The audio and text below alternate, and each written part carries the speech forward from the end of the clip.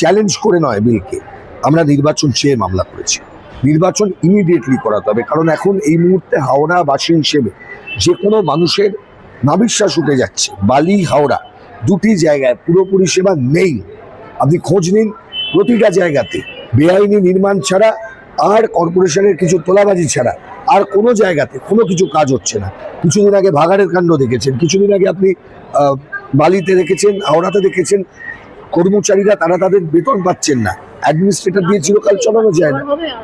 আমি আশা করছি ভোটটা হবে, যত তাড়াতাড়ি সম্ভব করাতে হবে। কিন্তু বিল আসার আগের ডিলিমিটেশন, বিলের পরের ডিলিমিটেশনের ওইটাই অ্যাপ্লাইড হবে কিনা সেটাও একটা প্রশ্ন। যেমন বালি নিয়ে একটা প্রশ্ন আছে, বালি যে সেপারেট হয়ে গেল, বালি তো একটা আলাদা পুরসভা হিসেবে সৃষ্ট হলো, এটা কিন্তু পুরনো বালি মিউনিসিপ্যালিটিটা নয়।